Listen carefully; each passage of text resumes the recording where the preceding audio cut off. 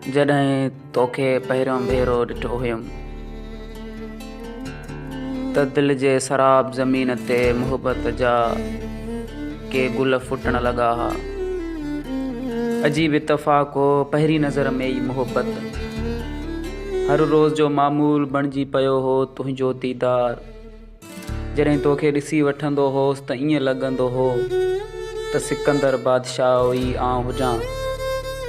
पर कॾहिं कॾहिं तूं जे ॾिसण में कोन ईंदो हुएं ऐं दीदार जी जुस्तजू में सॼे ॾींहं जी रोलाकिन बावजूद नाकामी ईअं लॻंदी हुई जीअं कंहिं जंग में इबरतनाक शिकस्त खाईंदड़ सिपाह सालार शर्मिंदा ऐं हेठि थियल कंध सां मोटंदो हुजे।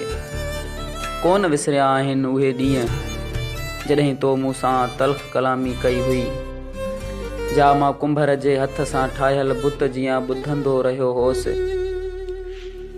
वक़्तु मुंहिंजी सोच खां वधीक तेज़ निकिरी वियो। हाणे तूं हैदराबाद में रहण लॻो आहीं।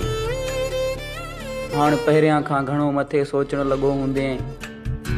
पहिरियां नफ़रत मां कुझु सेकंड ॾिसी वठंदो हुएं, पर कुझु ॾींहं पहिरियां तोखे रस्ते वेंदे ॾिठुमि त रुकिजी तोखे घूरे ॾिसण लॻुसि त मतां निहारी भले खार माई पर तो न निहारियो। मूंखे ईअं बि न लॻो त तूं लवाइण लॻो हुजी।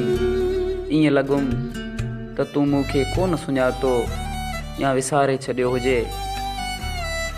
मां पंहिंजी मोबाइल मां तुंहिंजा 2 नंबर डिलीट करे छॾिया अथमि ऐं हाणे तुंहिंजी हुस्न वो अदा खां हटी तोखे पाराता ॾींदड़ शाइरी लिखंदो आहियां।